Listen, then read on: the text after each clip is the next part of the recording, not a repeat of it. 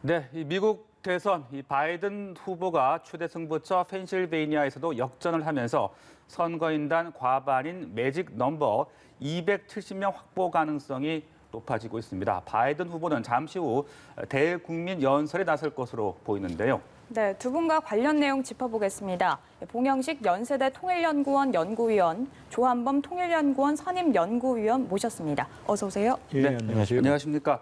네, 자 지금까지의 이제 개표 상황을 봤을 때 바이든 후보의 승기가 점차 굳어지고 있는 것 같습니다. 이제 주목이 되는 게 잠시 후에 이제 바이든 후보가 대국민 연설을 가질 예정입니다. 승리 연설이 될 것으로 예측을 하면서도 어떤 아직 개표가 완전히 끝난 건 아니기 때문에 변수도 있을 것으로 보이는데 연설 어떤 내용이 나올 걸로 보십니까?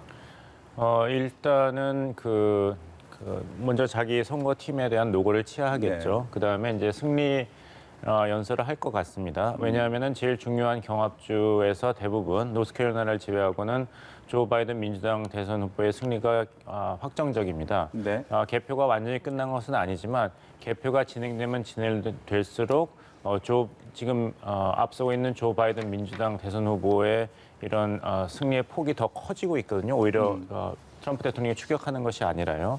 그러니까 이제 2020년 대선은 이제 끝났다. 공정한 선거에서 끝이 났고 결과가 나왔기 때문에 이제는 전진할 때다. 인수위 그 홈페이지도 이제 개설했지 않습니까? 그래서 국민에게 두 가지 메시지인데 하나는 이 모든 투표가 다 그 집계가 돼야 된다, 포함이 돼야 된다. 하지만 그것을 다 고려하더라도 이미 2020년 대선 결과가 나왔기 때문에 이제는 그 다음 단계로 우리가 같이 이제 움직일 때다 이런 얘기를 하면서 일단 선거에 대한 어떤 소요라든지 이런 폭력적인 시위 같은 것을 자제해달라는 그런 당부를 할 것 같습니다. 네, 자 어떻습니까? 조 연구원님은 바이든 후보 대국민 연설 어떤 메시지 예상을 좀 해 볼 수 있을까요? 유사한 얘기일 것 같고요. 우리 봉 박사님 말씀하신 것처럼 원래 미국의 정치 문화에서 270석을 넘지 않은 상태에서 이 승리를 선언하는 건 없거든요. 없는데 지금 새로운 변수가 뭐냐면 트럼프 대통령이 계속 부정선거를 주장하고 있거든요. 네네. 증거도 없이. 그러니까 바이든 후보로서도 일단은 쐐기를 박을 필요가 있는 거고요. 지금 뭐 미세한 동향이지만 여기 오기 전에 이제 CNN 속보를 보니까 대법원에서 펜실베니아에 3일자, 그러니까 선거 당일 이후에 도착한 우편 투표는 분리해놔라라고 지금 명령을 내렸어요. 네. 그건 이제 바이든한테 불리한 건 아닌 거고요. 왜냐하면 트럼프 측에서 지금 그 문제를 제기하니까 나중에 이제 검토를 할 때 그 부분이 분리가 돼 있어야 되니까 명령을 내린 거거든요. 그러니까 뭐 이게 상황 변화를 주는 건 아니지만 트럼프 대통령이 자꾸 잡음을 일으키게 되면 여러 가지 면에서 뭐 사회적 혼란은 물론이거니와 바이든 측으로서 또 부담이 발생하거든요. 그러니까 사실상 무리를 해서라도 물론 무리는 아니죠. 거의 뭐 승패는 보였다고 보는 거. 왜냐하면 지금 재밌는 현상이 알래스카하고 노스캐롤라이나를 트럼프가 가져가고 나머지 경합 지역을 지금 바이든이 우세한 쪽을 모두 가져가게 되면 2016년하고 거의 동일한 숫자가 나와요. 2016년에 트럼프가 304, 힐러리가 234였는데 거의 동일하게 지금 그렇게 되거든요. 그리고 지금 아슬아슬한 판세처럼 보이지만 이게 아슬아슬하지가 않은 게 지금 애리조나하고 네바다는 미세하지만 1, 2% 차이가 계속 가고 있고요. 네. 나머지는 바이든이 한참 뒤지다가 계속 앞서가는 거거든요. 그는 바이든이 유리한 지역에 후보 투표함들이 남아있고 지금 그게 다 확인이 됐어요. 네. 모든 지역이 남아있는 표가 바이든 쪽 유리하다.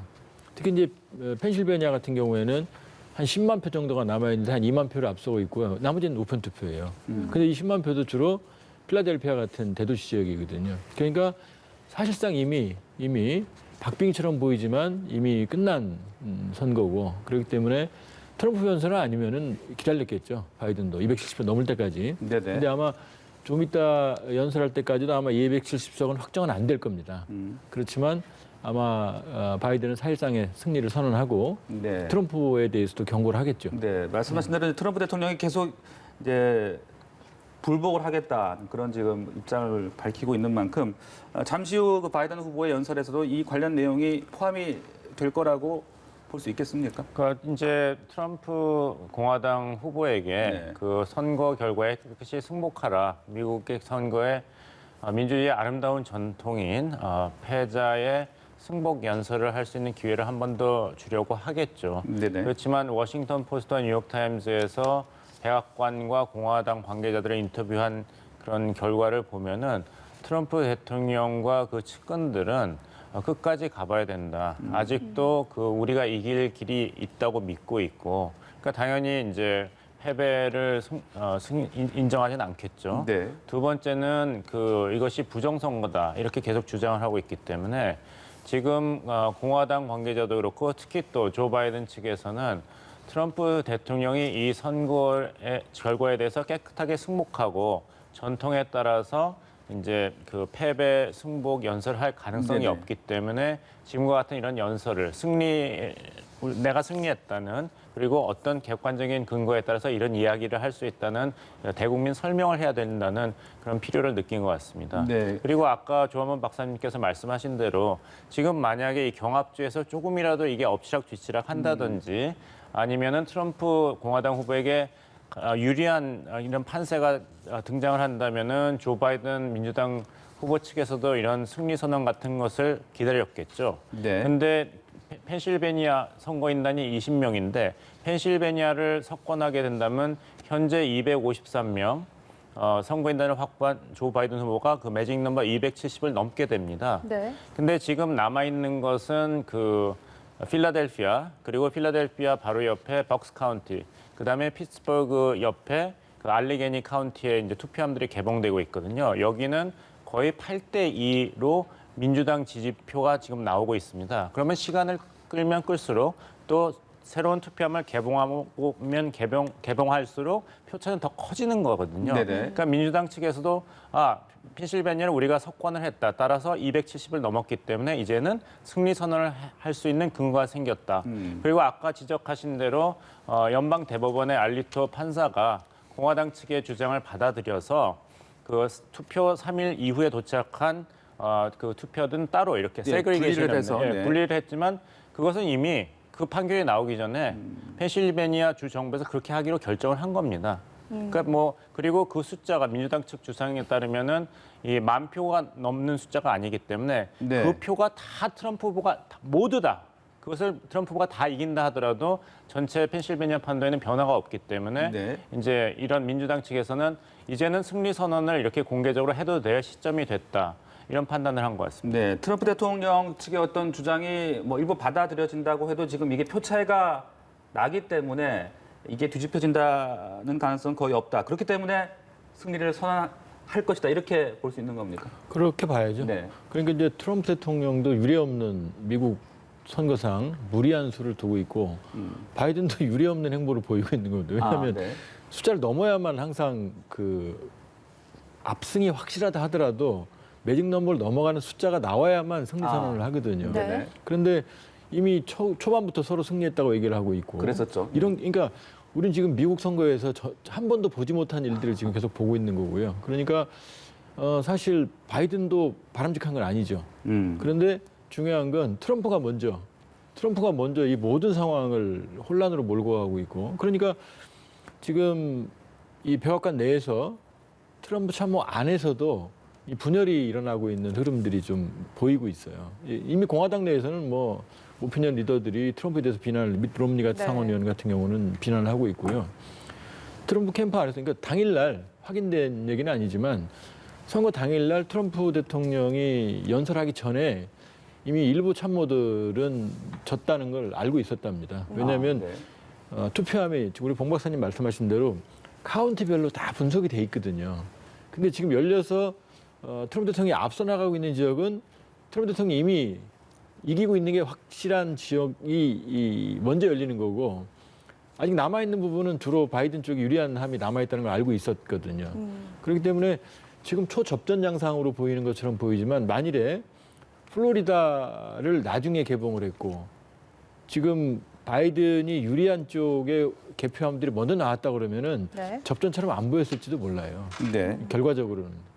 이제 트럼프 예. 대통령한테 남은 옵션은 사실 그 투표 수를 가지고 어떻게 할 수는 없고 이것이 다 부정선거다.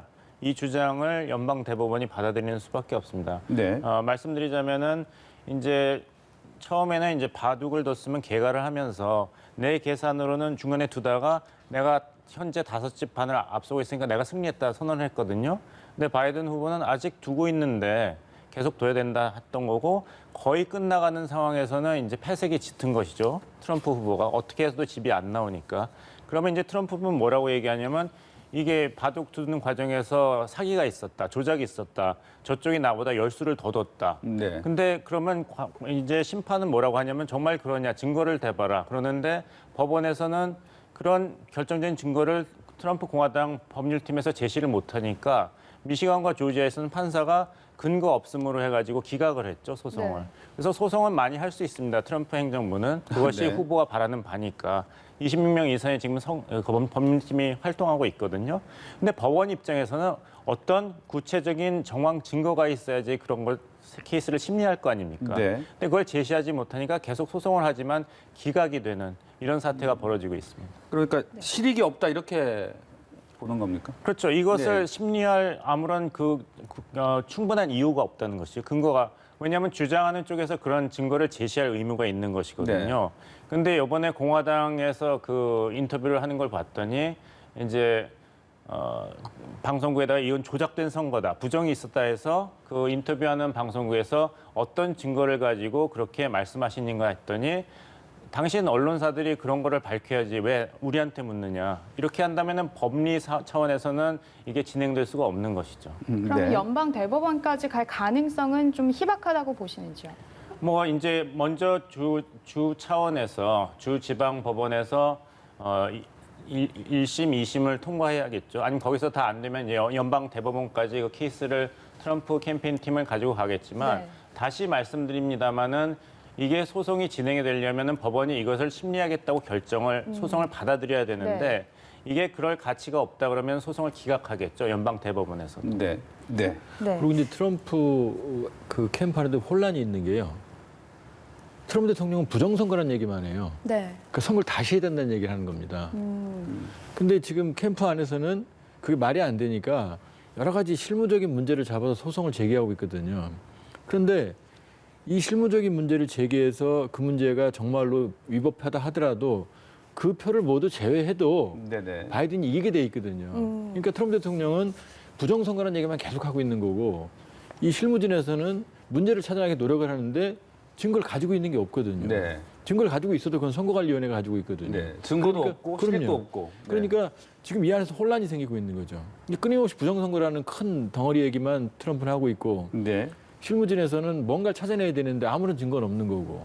그러니까 결과적으로 이 조지아 같은데, 그러니까 가장 보수적인 데에서도 지금 공화당의 주장을 받아들이지 않고 있거든요. 네. 네. 그렇게 본다 그러면은 지금 무모한 시간 끌기를 하고 있고 결과적으로 이렇게 되면은 이미 이제 바이든 쪽에서 공화당 중진 쪽과 접촉을 하고 있는 것을 알려지고 있거든요. 그러니까 네네. 공화당 지금 당황스러운 상황입니다. 왜냐하면 사실 황당한 일이 벌어지고 있는 거거든요. 네. 그러니까 지금 아마 펜실베니아 오늘 연설하고 펜실베니아는 아마 이제 격차가 계속 벌어질 거예요.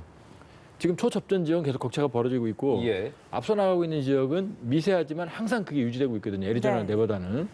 그렇게 해서 매직 넘버 270이 확정되는 넘어가는 순간이 되면은 환경이 확 바뀔 가능성이 높아요. 공화당 측에서도. 그러니까 공화당 혹은 트럼프의 측근들, 그러니까 멜라니아나 아니면 사회 쿠시너나 이방카나 이런 쪽에서 지금 설득을 해야 된다라는 얘기들이 주변에 나오고 있거든요. 그다음 네. 일부 참모들은 이제 발을 빼는 거죠, 이제. 안 그러면은 순장조라고 그래서 트럼프하고 같이 정말로 영원히 이 미국 사회에서 미국 정치 사회에서 매장될 가능성이 높거든요. 그렇기 때문에 지금 굉장히 위험한 일을 지금 트럼프 대통령이 하고 있다 이렇게 봐야죠. 네, 방금 또 조지아주 말씀을 하셨으니까 이 조지아는 또 96년부터 쭉 공화당 후보가 승리를 해왔던 지역 아니겠습니까? 의미가 좀 있을 것 같은데. 조지아는 남북 전쟁 때요. 네. 가장 보수적인 그 남부군의 핵심 거점입니다. 그러니까 조지아를 내준다는 얘기는 트럼프 대통령은 정당성을 상실하는 거죠. 애리조나뿐만이 아니라 조지아가 가지고 있는 상징성이 있거든요. 그렇게 보면 근데 그 조지아에서도 지금 공화당이나 트럼프 대통령이 동조적이지 않거든요.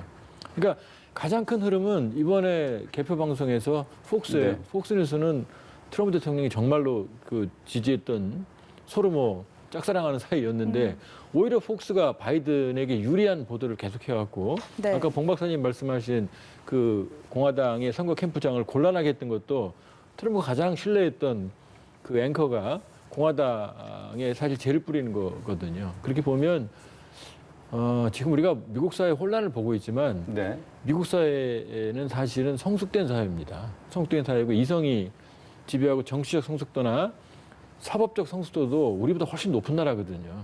그러니까 우선 트럼프 대통령이 말을 해서 극렬한 혼란으로 가거나 뭐 사법부가 뭐 성향에 따라서 판단을 달리하거나 그럴 가능성은 극히 미미하다고 봐야죠. 네, 네. 네. 예, 조한범 박사님께서 그 정확한 지적을 해주셨는데요. 지금 조지아가 20여 년 만에 민주당 승리가 거의 확실시 되고 있습니다. 조지아는 정말 남부 공화당 텃밭이었거든요. 근데 저희가 이제 대통령 선거에만 지금 신경을 쓰고 있는데 거기서도 지금 두 석 중에 하나인 상원의원 선거가 벌어지고 있는데 아무 후보도 50% 이상 득표를 못했기 때문에 조지아주 선거법상으로 1월 5일에 재개대를 하게 됐습니다. 그러니까 1월 5일에 조지아주에서는 상원의원 2석을 놓고 다시 민주당과 공화당이 격돌하게 돼 있습니다. 네. 만약에 찬스가 어떨지는 모르지만 민주당 후보가 2석을 다 석권을 한다면은 공화당과 민주당이 상원에서도 타이가 됩니다. 48석 대 48석. 아, 네. 그러면 이제 만약에 조 바이든 후보가 대통령이 되고 카말라 해리스가 부통령이 된다 그러면 카말라 해리스가 상원에서 그 스윙 보트를 할 수가 있는 것이죠. 그러니까 다시 말씀드립니다만은 미국도 이 주마다 인구 구성이라든지 이런 게 굉장히 바뀌었기 때문에 예전에 민주당 텃밭이었다, 표밭이었다, 공화당 표밭이었다가 바뀌었습니다. 그것을 이제 조지아가 보여주고 있고요. 네네. 두 번째가 또 아리조나죠. 라티노계가 많이 그쪽으로 이주했기 때문에 민주당이 강세를 보이고 있습니다. 그리고 오하이오주입니다. 오하이오주는 18명의 이제 선거인단이 있는데 1944년 이후로 대선 후보가 오하이오주를 승리하지 않고 대선을 승리한 거는 딱 한 번밖에 없었습니다. 1960년에. 근데 이번에 만약에 조 바이든 후보가 대선에서 승리한다면 두 번째 경우가 생기는 것입니다. 1944년 이후로 두 번째로 대선 후보가 오하이오주, 경합주 중에 가장 대표적인 오하이오주 선거인단을 확보하지 않고도 대선에 승리하는 케이스가 됩니다. 그래서 그렇군요. 네. 예전에 이런 선거 전략이라든지 이런 공화당, 민주당 표밭의 분포가 시간이 흐름에 따라서 굉장히 많이 변했죠. 네, 말씀하신 것처럼 예전에는 뭐 민주당 텃밭, 뭐 공화당의 텃밭이 시간이 흐를수록 바뀌고 있다라고 말씀을 해주셨는데 지금 러스트벨트 같은 경우에도 보면 바이든 후보가 이 지역의 자리를 모두 석권할 가능성이 점점 더 높아지고 있잖아요. 4년 전이랑 비교해서 또 바뀌었다 이렇게 볼 수 있겠어요? 저는 코로나의 저주라고 봅니다. 그건 네. 왜냐하면 일단 펜실베니아는요. 그러니까 선거 마지막 황금기에 코로나 때문에 트럼프 대통령이 그렇게 무시했던 코로나 때문에 트럼프 대통령이 발이 열흘간 백악관에 묶였거든요. 이때 펜실베니아를 바이든이 집중 공략을 했어요. 그런데 트럼프 대통령은 나와서 바쁘니까 어디 한국에 공략을 할 수가 없으니까 하루에 뭐 여러 군데를 돌아다니는 이런 행보를 보였거든요. 그러니까 마지막 열흘을 빼앗긴 게 뼈 아프고요. 러스트벨트 같은 경우는 이런 거거든요. 그 쇠락한 공업 지역에 트럼프 대통령이 약속을 한 거거든요. 밝은 미래를. 그런데 코로나 방역에 실패하면서 가장 직격탄을 받은 데가 러스트벨트거든요. 가장 많은 실업자가 발생을 하고 또 가장 많은 생활고에 시달리는 쪽이 러스트벨트거든요. 그러니까 4년을 트럼프 대통령한테 맡겨놨는데 결과적으로 러스트벨트 입장에서는 좋아진 게 하나도 없거든요. 공장을 다 되돌리겠다고 그러는데 공장에 돌아갈 수가 없죠. 그 러스트벨트 가서 경쟁력이 살리지가 않으니까. 그러니까 4년 동안 트럼프 대통령한테 맡겨놨는데 러스트벨트 입장에서는 이건 아니거든요. 아닌 거고 모든 게 특히 더 어려워졌거든요, 사실은. 그리고 이 트럼프 대통령은 그 열을 묶여있는 동안에 이쪽에 집중을 할 수가 없었어요. 그렇기 때문에 플로리다를 잃은 건 바이든이 뼈 아프지만 왜냐하면 트럼프 대통령이 플로리다에 매달렸거든요. 그렇게 보면 나머지 시간에 바이든이 나머지 선벨트나 러스트벨트 쪽을 얻는 이런 그 거래를 했다고 보면은 정치적 거래를 했다고 보면은 사실은 바이든 전략이 지금 맞아 들어가고 있는 거죠. 바이든 전략은 이제 2016년에 힐러리 클린턴 후보가 이겼던 주를 20개 주를 다 확보를 하고 거기에 이제 뺏겼던 주, 아슬아슬하게 뺏겼던 미시간, 위스콘신, 플로리다, 뭐 오하이오 여기 중에 몇 개를 잡아서 270을 넘는다 이런 전략이었는데 결과적으로 이게 성공했죠. 네. 마침 또 조한번 박사님께서 지적하셨는데 이 코로나의 저주가 뭐 3월부터 미국 경제가 하락되고 23만 명이 생명을 잃으면서 굉장한 타격을 트럼프 대통령이 받았죠. 네. 그렇지만 굉장히 구체적으로는 10월 마지막 주에 코로나 확진자 숫자가 갑자기 또 급증을 했습니다. 그래서 10월 마지막 주는 3월에 미국이 큰 코로나 확진자 숫자가 급증했을 때보다 더 그 상황이 안 좋아졌는데 특히 위스콘신 주에서는 그 3월의 기록을 깨는 목요일에 88,400명, 금요일 날 97,000명이라는 확진자가 갑자기 급증을 했거든요. 그러니까 방역에 실패했다는 조 바이든 민주당 후보의 발언이 이 러스트벨트에 있는 경합주 유권자들에게 아주 절실하게 수용이 된 것이죠. 네.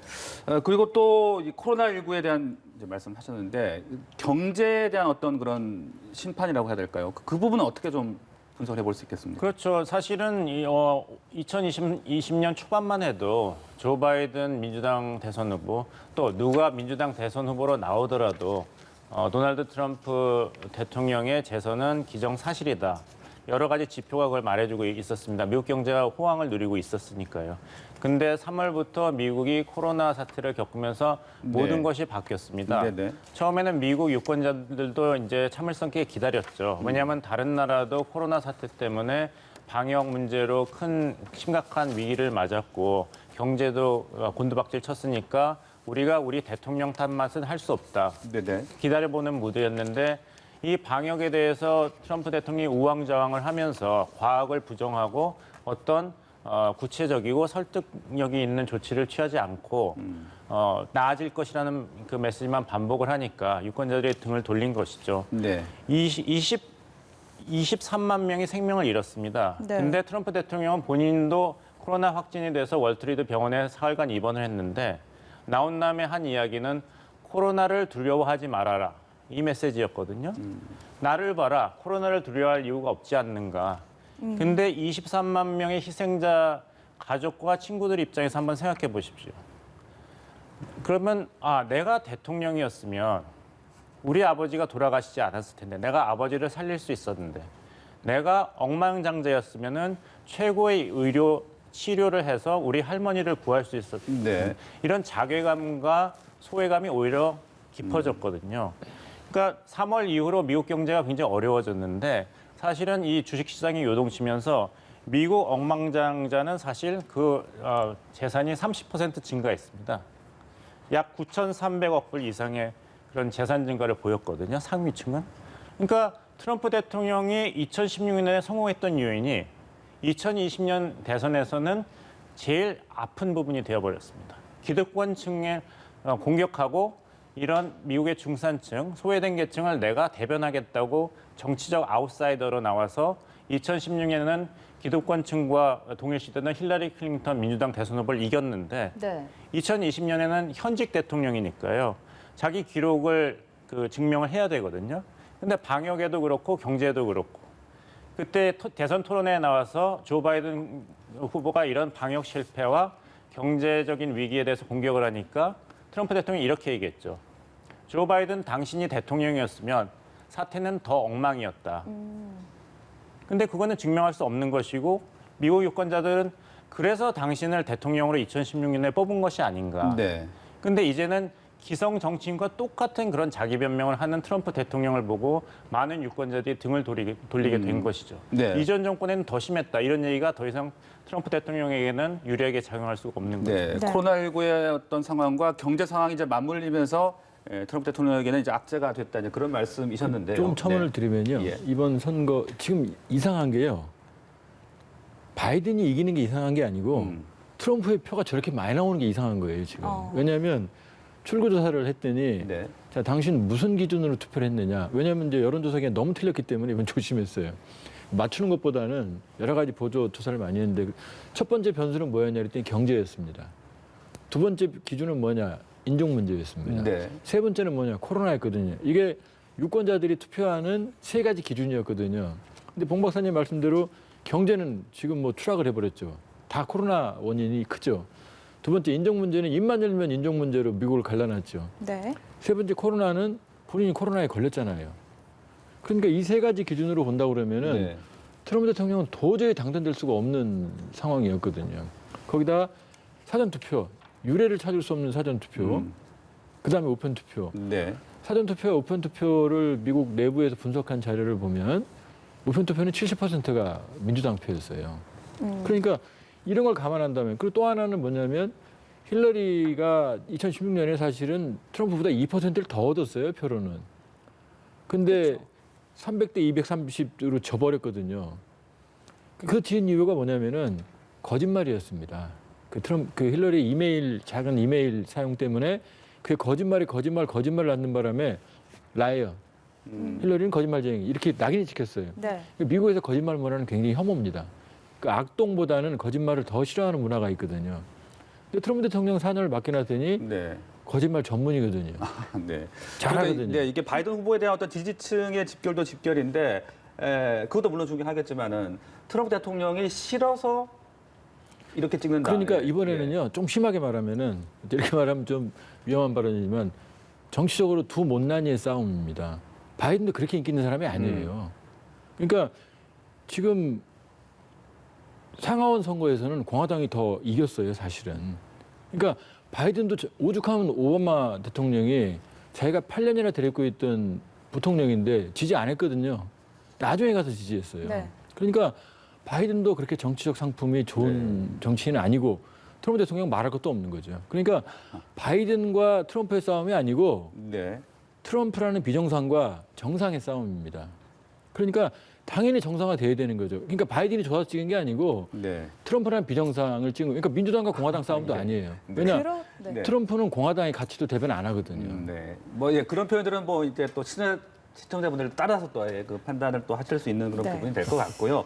그 지금 또 인종 문제도 말씀을 하셨으니까 그 바이든 후보에 대한 어떤 흑인들의 전폭적인 지지 이것도 좀 근데 네, 아직은 지켜봐야 말씀드리기가 되겠죠. 좀 네. 조심스러운 네. 게 이제 개표 결과를 보고 말씀을 드려야겠죠. 지금 고무적인 현상은 1억 6천만 명 이상이 투표를 했지 않습니까? 120년 만에 가장 높은 투표를 보였기 때문에 얼추 생각을 해본다면은 높은 투표율을 반영했을 때는 비백인계 유권자들의 정치 참여도 선거 참여도 굉장히 높았을 것이다. 이렇게 짐작은 할 수 있습니다. 네. 하지만 그 정확한 통계는 이제 개표 결과를 숫자를 놓고 분석을 해봐야겠죠. 네. 힐러리 클린턴 민주당 대선 후보가 2016년에 패배했던 이유 중에 하나가 바로 그것입니다. 기대를 했던 흑인 유권자층의 투표율이 굉장히 낮았습니다. 2012년에 오바마 현직 대통령이 밋 롬니 공화당 대선 후보에게 승리하고 제2기의 집권에 가능했던 것은 흑인 유권자층이 그 전 대선과 마찬가지로 굉장히 높은 투표율을 보였거든요. 네. 네. 66%의 그 투표율을 보였는데 힐러리 클린턴 민주당 대선 후보가 출마했을 때 2016년 대선에서는 흑인 유권자들의 투표율이 59.5%에 불과했습니다. 그래서 이제 개표 결과 나오면 저도 좀 주목하고 있는 것이 흑인 유권자층의 이번에 선거 참여율이 60% 이상이라면은 말씀하신 대로 이번에는 흑인 유권자층이 적극적으로 투표에 참여했기 때문에 조 바이든 후보의 승리에 도움이 됐다 이렇게 네. 말씀드릴 수가 있습니다. 네, 그 부분은 조금 더 지켜볼 필요가 있다. 네, 그렇게 이해를 하면 될 것 같고요. 네. 네. 자, 지금 또 이제 이런 추세대로라면 예. 지금 뭐 펜실베이니아도 그렇고요. 글쎄요, 선거인단을 몇 명 정도까지 좀 지금 확보할 걸로 예상을 해볼 수 있겠습니까? 2016년하고 거의 유사할 것 같아요. 그러니까 300대 초반, 그다음에 230대 초반으로 지금 역전이 될 것 같습니다. 근데 이제 이 경우는 알래스카하고 노스캐롤라이나를 트럼프가 이기고 네. 지금 경합주 조지아, 애리조나, 네바다, 펜실베니아를 모두 바이든이 가져갈 경우를 상정은 지금 거의 그렇게 가고 있거든요. 근데 이번 선거가 특징이 있는 게 지금 사실 정치적으로는 가장은 아니지만 인기가 별로 없는 두 후보가 붙었거든요. 근데 투표율기는 사상 최대였어요. 그렇죠. 그러니까요. 네. 그 부분이 좀 눈여겨볼 그러니까요. 만한 예, 부분인 그러니까 것 같아요. 사실은 이게 정치적 흥행으로 보면은 그렇게 좋은 흥행 카드가 아닌데 지금 미국민도 놀랄 정도의 역대 최대 투표율을 보이고 있는 거거든요. 그건 바로 트럼프 대통령 때문입니다. 트럼프 대통령이 미국을 분열시켰거든요. 네. 네. 그러니까 이게 두 후보가 좋아서가 아니라 이 분열된 두 진영이 각자 결집을 해버린 거예요. 그러니까 바이든 후보도 사실 뭐 바이든 후보는 트럼프 대통령에 비하면 굉장히 이성적인 분이시죠. 그렇지만 지금 이번에 그 강력한 리더십과 비전과 역동성을 보여주지 못했어요. 그러니까 오바마 대통령도 나중에 그 합류를 했거든요. 근데 그렇게 보면 지금 지금 걱정이 후유증입니다. 네. 이 어마어마한 열기는 민주주의의 승리라기보다는 분열된 미국의 상호 불신과 증오가 만들어내는 결과거든요. 정치 성수가 너무 올라가서 이런 숫자가 나왔다 그러면은 네. 박수를 쳐야 되는데 서로 그 불안과 불신과 증오가 만들어낸 이 결과거든요. 그렇기 때문에 저는 이제 저는 처음부터 바이든 후보가 이길 거라고 생각을 했습니다. 네. 이 자리에서나 여 자리에서. 위원님께서는 양 진영이 이제 결집을 했기 때문에 이렇게 박빙의 승부처가 많이 생긴 것이다라고 분석을 해주신 것 같은데 그렇다면 봉 의원님께서는 어떻게 보세요? 네, 저도 동의합니다. 저도 바이든 후보가 이길 확률이 높다고 전망을 했는데 워낙 이 변수가 많으니까요. 함부로 결과를 예단하지 말아야 될 게 이제 결혼, 재판, 그다음에 선거거든요. 네. 그건 뚜껑을 열어봐야 아는 거니까요. 그래서 그렇지만 그리고 조한범 박사님께서 말씀하신 대로 저도 굉장히 놀랐습니다. 초반에 트럼프 공화당 후보가 이렇게까지 잘할 줄 몰랐거든요. 또 아까 말씀드린 대로 굉장히 중요한 그 경합주였던 오하이오와 플로리다를 트럼프 후보가 석권했지 않습니까? 그래서 이건 정말 모르겠다 했는데 결국에는 이제 민주당 대선팀에서 구상했던 선거 전략이 유효했던 것이죠.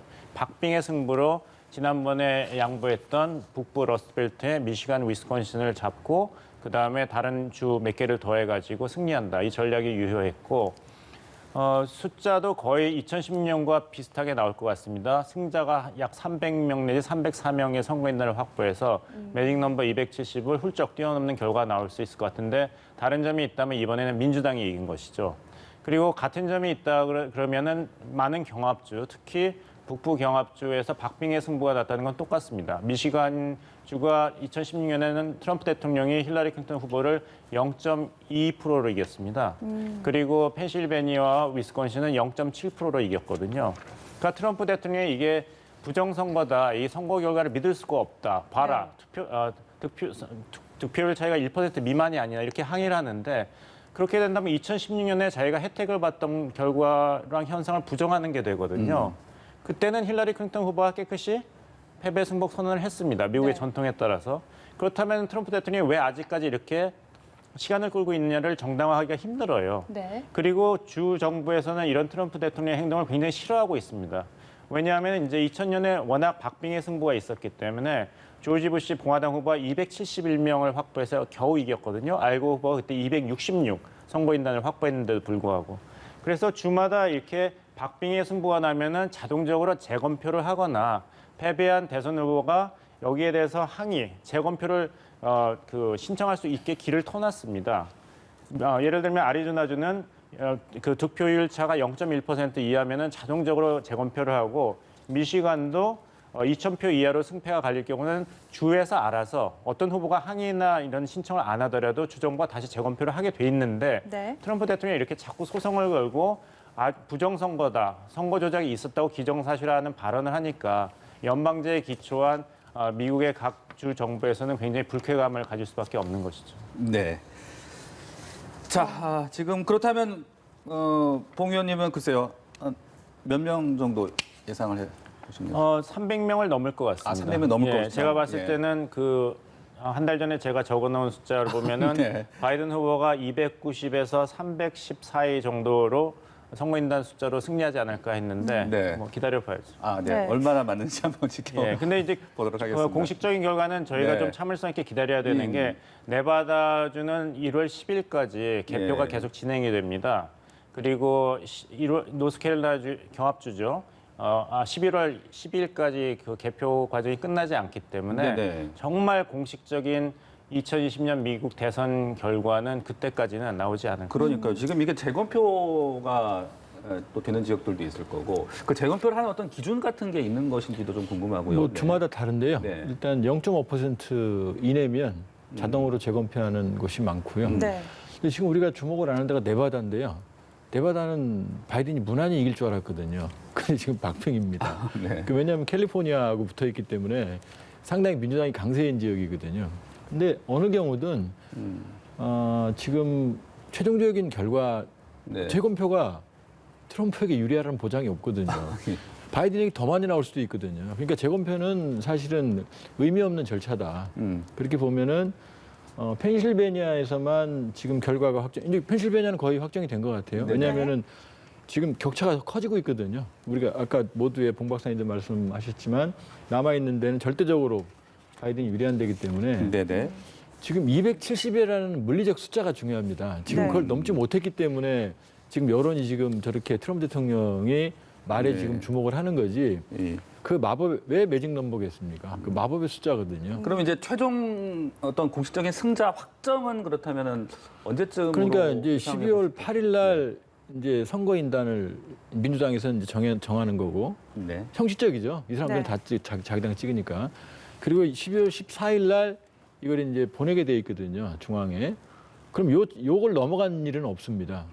그러니까 8일 이전에 끝날 가능성이 높고 네. 안 돼도 14일 이전에는 확정이 되겠죠. 대략 한 이달 하순, 다음 달 초순 정도로 생각하면 그러니까 되겠습니까? 12월 14일까지는 각 주가 선거인 예. 명단을 공식적으로 확정해서 의회에 통보해야 됩니다. 그러면 이제 지금 하원연 선거도 있는데 하원 개회가 1월 3일입니다. 그러면 1월 6일에 미국 의회가 공식적으로 대통령 당선인을 발표하죠. 네. 그러면은 1월 20일에 이제 새로운 대통령 아니면은 트럼프 대통령 같으면 이제 재임 대통령이겠습니다만 이제 취임 선서를 하고 직무를 시작합니다. 네. 네. 이 스케줄, 그러니까 이제 2000년에 조지 W 부시와 이제 알고 후보가 이제 법정 다툼까지 갔을 때는 지금하고는 케이스가 좀 달랐습니다.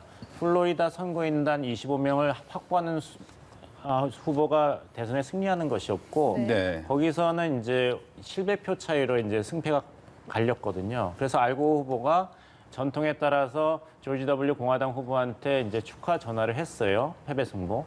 그리고 자기 지지자들한테 선거에 졌지만 뭐 수고했다는 메시지를 하러 가는데 전화를 받은 거예요. 너무 이 표차가 박빙이기 때문에 재검표를 해봐야 된다. 그리고 투표용지에 문제가 있다는 그 제보가 많이 들어오고 있다. 그래서 가는 길에 바꿔가지고 부시 후보한테 아까 전화 취소한다 그랬거든요. 그래서 일설에 하면 그 부시 후보가 되게 역정을 냈다 그래요. 전화를 해서 네. 자꾸 바꾸니까. 그래서 나중에 그 알고 후보가 대법원 판결이 나온 다음에 그 결과를 승복했고 조지 W 부시 이제 공화당 후보의 승리가 확정됐을 때는 알고 후보가 이제 그 농담을 했죠. 나는 이제 공화당 조지 W 부시 후보한테 다시 한번 전화를 했습니다. 그리고 약속을 한 게 다시 또 전화를 하지는 않겠다고 약속했습니다. 이런 얘기를 네. 했거든요. 네. 그렇지만 그때도 연방 대법원 판결의 가장 중요한 법리가 무엇이었냐면 두 가지인데 하나는 이거는 선거인데 정치권에서 해결을 해야지 삼권 분립 차원에서 왜 사법부에 가져오냐. 거기서 결정을 해야 된다. 그거였고 두 번째는 어떤 판결이 연방대법원 판결이 이 미국 사회에 더 큰 이익을 가져다 줄 것인가. 그래서 이런 일정을 지키는 것. 1월 6일에 의회가 공식적으로 대통령 당선인을 발표해서 1월 20일에 대통령이 국무를 수행하게 하는 것이 더 중요하다. 재검표보다. 그런 판결을 했기 때문에 추가 재검표 요청을 받아들이지 않았죠. 네. 그러니까 아마 이번에도 아무래도 뭐 보수 성향의 대법원 판사가 6명이고 네네. 진보 성향의 대법원 판사가 3명이기 때문에 트럼프 대통령이 소송을 한다면 연방 대법원이 받아들일 것이다. 이건 조금 두고 봐야 될 것 같습니다. 이제 법관들이 정치인이 아니잖아요. 네네. 정당 소속인도 아니고 하니까 과연 그런 정당 이익 차원에서 그런 결정을 할지 아니면은 판례에 따라서 결정할지 저는 판례에 따라서 결정할 확률이 훨씬 높다고 보고 그렇다면 연방대법원이 아예 이거를 심리할 상황도 벌어지지 않을 확률이 높다고 봅니다. 네. 그렇다면 그게 전통이었잖아요. 이제 패자가 예. 승복을 하고 네, 그런 모습이 있었는데 이번에는 기대하기 좀 어렵다라고 봐야 되는 겁니까? 700표로 승복한다는 게 말이 됩니까? 미국에서. 민주당 했거든요. 엘고어도 했고 힐러리도 하고 다 했거든요. 힐러리는 너무 억울하죠. 2%는 더 받았는데 졌거든요. 그게 미국을 살리는 길이거든요. 근데 지금 자꾸 이제 연방 대법원 보수 성향이 많고 근데 그거는요. 네네. 낙태라든지 사형제라든지 이런 정말로 윤리적인 판단이 필요한 데 가서의 성향이 갈리는 거지. 이런 객관적인 팩트가 지배하는 걸 갖고 뭐 보수가 유리해서 판단을 잘못하고 그럼 미국이 아니죠. 미국은 뭐 벌써 공중분해 돼야 되는 거죠. 두 번째는 미국은 쉬운 한 개의 나라가 모여서 대통령 하나를 그러니까 CNN을 보면요. 집계할 때 네바다 프레지던트, 플로리다 프레지던트 이럽니다. 그러니까 네바다는 어떤 대통령이 나왔느냐 이렇게 하는 거거든요. 그러니까 각 주의 주권이 거의 독립적입니다. 그러니까 대법원도 각 주의 주권을 가장 우선합니다. 왜냐하면 미국 탄생 자체가 각 주의 주권을 유지하는 상태에서 대외적인 권한만 양도하는 체제로 유나이티드 스테이트 오브 아메리카가 만들어진 거거든요. 근데 트럼프 대통령은 지금 그걸 부정하는 거거든요. 그러니까 미국 건국 정신을 부정하는 거거든요. 그러면 지금까지 트럼프 대통령이 이 일을 모두 받아들인다고 그러면은 지금까지 있었던 모든 대통령 선거는 부정선거가 되는 거죠. 각 주마다 달랐으니까요. 네. 그렇기 때문에 지금 뭐 매우 민감하게 트럼프 대통령 언급이나 제안들을 우리 시각으로 보는데 사실은 미국 선거가 허술해 보이고 엉망처럼 보이지만 미국을 유지하는 힘이 바로 저거거든요. 세상에 2%를 더 받았는데 지는 선거가 어디 있습니까? 우리 기준은 말이 안 되죠. 그러나 그런 그 각 주의 독립성과 그 주가 가지고 있는 그 주들의 모임이 가지고 있는 힘들이 미국을 만든 거기 때문에 지금 트럼프를 지지하는 사람들도 지금 트럼프의 행동에 대해서 네. 상당히 의아한 사람 지금 늘어갈 겁니다. 제가 보기에는. 그러니까 이 매직 넘버라는 숫자가 넘어가면 상황이 상당히 바뀔 가능성이 많아요. 네. 대선 시스템 얘기를 하셨는데 이번에 또 좀 저희가 계속 주목을 하고 봤던 게 사전 우편 투표제도 말입니다. 이게 또 코로나19 영향으로 워낙 많은 사람이 사전 우편 투표를 하다 보니까 이게 좀 어떤 좀 맹점이 있는 게 아니냐. 이게 뭐 분실됐다는 지금 그런 보도도 있었고, 네. 이게 또 대리인이 뭐 해도 모를 수도 있지 않냐. 그런 부분들도 있었습니다. 그 사전 우편 투표 제도에 대해서 어떤 뭐 개선점이라든지 그 부분은 어떻게 좀 보고 계십니까? 이제 이번 대선 결과가 나온 네. 다음에 어떤 문제점이 발견되면은 또 어떻게 고칠 것인가를 이제 주 단위로 이제 결정을 하겠죠. 근데 사전 투표이기 때문에 뭐 문제가 심각하고 부정 투표의 그런 위험성이 높다는 것은 트럼프 대통령이 일방적으로 주장한 것입니다. 이 우편 투표 제도가 갑자기 생긴 게 아니거든요. 그렇죠, 코로나 그렇죠. 때문에 네, 네. 1980년부터 실행이 됐기 때문에 40년 이상의 노하우와 경험이 있는 것입니다. 그리고 코로나 사태가 와서 우편 투표 하는 사람들이 급증할 것을 알았기 때문에 사전 투표도 네네. 이 선거 관리 차원에서 주정부들이 다 대비를 해놨어요. 그래서 어떤 실수가 있다 그러더라도 그게 큰 선거의 전반적인 판세를 뒤집을 그런 것을라고 보기는 힘들고 네. 만약에 그런 가능성이 있다 그래도 그것에 대해 문제 제기를 하려면 공화당 대선 후보 트럼프 측에서 확실한 증거, 심증과 물증이 있는 것을 제시해야 되는데 그것이 없기 때문에 이제 주 법원에서는 소송 신청을 기각하고 있는 것이죠. 네. 아까 그 뉴욕타임스도 보도된 펜실베니아에서 약 4천여 표의 그 우편 투표가 그 손실되었다, 없어졌다 이런 네네. 건 그 연방 우편국에서 이제 청문회에서 얘기를 했죠. 근데 그것이 드러나게 된 것은 공화당 층에서 항의와 조설에서 드러난 게 아니라 흑인 인권 옹호 단체에서 문제 제기를 해서 발견이 된 것입니다. 뭐냐면은 민주당에 유리하기 때문에 이 4,000표 없어진 그 우편 투표를 찾아라가 아니라 네. 모든 투표는 소중하니까 다 네네. 검표에 포함되어야 된다는 정신하에서 민주당을 지지하는 인권단체에서 제기해서 발견이 된 것이거든요. 그리고 그 숫자가 워낙 미미하기 때문에 네. 그것이 뭐 상실된 우편 투표를 다시 찾으면은 그리고 그 투표가 다 공화당 지지하는 성향의 투표고 그래서 트럼프 대통령이 주에서 그 판세를 역전하고 이렇게 이어질 확률은 거의 없다고 봐요. 그렇겠죠. 그러니까 이제 그 판세를 어떤 뒤집는 그런 요인이라기보다는 이제 한 표 한 표가 소중하니까 네네. 선거 민주주의의 핵심이기 때문에 이것을 적당히 넘어가서는 안 된다 이런 차원에서 제기된 것입니다. 그러니까 네. 그 이제 우편제도에 방금 말씀드린 어떤 그런 부분들에 대해서 이번 대선에서는 어떤 뭐 큰 변수는 아니라 할지라도 앞으로 좀 뭔가 좀 개선해 나가야 될 부분 그런 것들은 어떻게 볼 수 있겠습니까? 그 지난 뭐 이건 네. 추정입니다만 네. 2016년이나 그 이전 선거 보면은 더 많이 문제가 있었을 거예요. 네. 이번에 워낙 트럼프 대통령이 불복을 하니까 이런 일이 네. 벌어지는 거죠. 그러니까 민주주의도 여러 형태지 않습니까? 대통령제 있고 내각제 있고 국가행정제 연방제 있고 선거제도도 다양하거든요. 근데 문제는 어느 선거제도도 완벽하지는 않습니다. 무편투표 분실 뭐 이런 건 민주주의 탄생한 영국에서 있을 수 있는 일이거든요. 중요한 건 이걸 운영을 하는 정치 문화거든요. 근데 이 정치 문화가 미국은 상당히 성숙돼 있어요, 생각보다. 봉 박사님 말씀 잘하셨지만 이게 공화당 측이 증거를 찾은 게 아니고 오히려 이런 문제를 제기하면 안 될 민주당을 지지하는 흑인 유권자로서 얘기를 한 거거든요. 그러면 정치 문화가 후진적인데 그렇게 안 하죠. 그냥 입 다물고 있죠. 네. 그러니까 그 정도로 그러니까 미국이 허술해 보이고 혼란스러워 보이지만 네. 상당히 투명한 정치 문화가 있는 거거든요. 그게 또 미국의 힘이고요. 그러니까 지금 이렇게 많은 혼란이 있고 많은 이의 제기를 하는 것처럼 보이지만 미국의 이미 주류는 심지어는 트럼프 대통령이 불복 선언을 할 때 일부 언론사에서는 생방송을 중단해 버렸잖아요. 네. 그렇죠. CNN은 끝까지 했지만요. 우리로 치면 KBS, MBC, SBS가 하다가 그냥 A 하고 확 끊어버리는 거거든요. 그 정도를 가지고 미국에서 혼란이 없어요. 당연하다고 보는 거죠. 그러니까 우편 투표의 문제는 이것 때문에 뭐 구조적으로 뭐 이러기보다는 아마 약간 실무적인 문제들은 조정할 수는 있겠지만 기본적인 미국의 선거에 들은 근간은 유지될 거다. 그리고 지금 다시 여러 번 말씀드리지만은 지금 나오고 있는 여러 가지 문제들로 트럼프 대통령은 선거 전체를 부정선거로 몰아가고 싶은 거지 이 문제를 모두 받아들여서 재검표하고 또 문제를 뭐 우편 투표를 몇 개를 빼고 그런다 하더라도 대세에 큰 영향은 없다 이렇게 봐야죠. 네. 그러니까 일단 이제 펜실베니아 그 CNN에 나온 펜실베니아의 이제 법무장관이 그런 의혹 제기에 대해서 어떻게 생각하냐고 얘기를 했어요.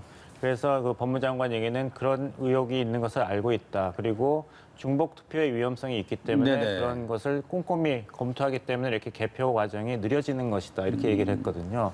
무슨 말씀이냐면은 이제 이거 부정 선거 가능성이 있지 않아 하는 건 뭐냐면 내가 코로나가 무서워서 사전 투표를 우편을 통해서 하고 싶었어요. 신청을 하면 이게 투표용지가 집으로 오죠. 네.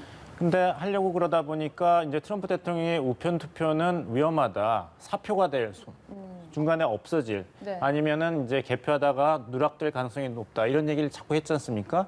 그러니까 우편 투표를 하려던 유권자가 그러면은 내가 투표한 게 없어질 수가 있겠네 해서 그걸 들고 가서 기표소에서 사전 투표를 하는 겁니다. 우리나라에서도 기표소에서 사전 투표를 할 수 있지 않습니까? 선거 며칠 전까지. 그러면은 선거일 11월 3일까지는 그 사람의 이름이 우편 투표를 하겠다는 유권자로 계속 남아 있는 것이죠. 그러니까 기록상으로는 그 기표를 하기도 했지만 우편 투표도 한 사람으로 잠정적으로 남아 있는데 결국에는 집계를 하다 보면은 둘 다 되는 게 아니라 기표를 한 것만 되는 것이거든요. 네. 근데 트럼프 대통령 입장에서는 직접 자기가 우편 투표를 믿지 못해서 기표소에 가가지고 투표를 당일날 하거나 사전에 한 사람이 우편 투표 대상자에 아직 이름이 남아 있다 그래서 이게 조작이다, 선거 부정이라고 주장하는 거거든요. 근데 이제 주 정부 선거관리에서 얘기하는 것은 이름이 남아 있지만 개표하다 보면은 중복 투표가 아니라 한 번만 했으니까 이거는 자동적으로 개표에 포함이 안 되는 것이죠. 그래서 아무 문제가 없다. 그런 얘기를 하는 것입니다. 네. 또 바이든 후보의 곧 있으면 이 승리 연설이 예정돼 있기는 하지만 두 위원님께서 말씀해 주셨던 것처럼 트럼프가 지금 현재 이 선거에 대해서 불복을 하고 있고 또 추가 소송 가능성도 제기를 하고 있는 상황이어서 이런 이야기가 일각에서 또 나오고 있습니다. 이 선거인단이 확정이 되지 않았을 경우에 이제 하원에 넘어가는 이 시나리오에 대해서는 그 가능성을 어떻게 보세요? 그 가능성 거의 전무하다고 봐야죠. 왜냐하면 지금 이번 선거는 바이든이 무난하게 이기는 선거예요. 정말로 뭐 700표도 승복을 하고 700표도 넘어가는데 이번 선거는 지금 무리하게 많은 문제를 제기할 뿐이지 사실은 큰 무리 없이 바이든이 이기는 선거다. 크게 네. 보면. 이게 막 플로리다를 먼저 이기고 뭐 바이든이 유리한 적이 나중에 나오고 그러니까 접전으로 가는 거지. 결과적으로는 저도 300대 초반대 230대 정도로 끝날 거라고 보고요. 지금 이제 관건은 바이든 후보의 이제 짐입니다. 짐. 왜냐하면 어마어마한 지금 짐이 앞에 놓여 있거든요. 네. 그러니까 특히 분열된 아까 말씀드렸지만 그렇게 정치적으로 인기가 많지 않은 두 사람이 대결했는데 미국 역사상 초유의 열기를 불러 일으켰다는 얘기는 갈등의 골이거든요. 그러니까 근데 이 갈등의 골만 있습니까? 또 지구촌도 또 갈등의 분열의 이 보편 가치를 무시하고 파리 네. 기후협약 같은 걸 탈퇴하고 그다음에 코로나 방역이라고 하는 또 숫자가 남아있죠. 그다음에 이로 인한 후유증 어마어마한 경제 재건. 그런데 지금 봉 박사님 말씀대로 지금 조지아에서 다시 선거를 해서 그 민주당이 상하원을 장악한다면 모를까. 지금 공화당이 상원을 장악하면 또 상원을 장악하지 못한 대통령이라는 불명예 속에서 시작을 하고 그만큼 국정 운영의 동력이 약화되거든요. 그러니까 많은 문제를 풀어야 되는데 국정 운영의 동력은 약화된 상태가 또 바이든이거든요. 그러니까 네. 이제는 사실은 저희가 뭐 이 상황을 지켜보고 있지만 네. 이 여부보다는 애프터 트럼프, 그러니까 바이든 시대에 바이든 대통령이 정말 어떤 역할을 해주실지 그리고 그거에 따라서 미국은 물론이거니와 세계의 질서가 지금 달려 있거든요. 네. 다시 말씀드리지만 이번 싸움은 비정상과 정상의 싸움이에요. 네. 그러니까 네. 트럼프 대통령이 만들어놨던 수없이 많은 비정상을 정상으로 복구해야 되는 과제가 지금 남아 있고 그게 지금 바이든 후보의 어깨에 있다 봐야 돼요. 네, 알겠습니다. 네. 자, 이제 아마 잠시 후면은 이제 바이든 후보가 생방송 기자회견을 가질 예정입니다. 네, 그 기자회견 현장은 또 저희가 계속해서 다음 뉴스에서 전해드리도록 하고요. 두 분과의 말씀은 여기까지 나누겠습니다. 말씀 고맙습니다. 고맙습니다.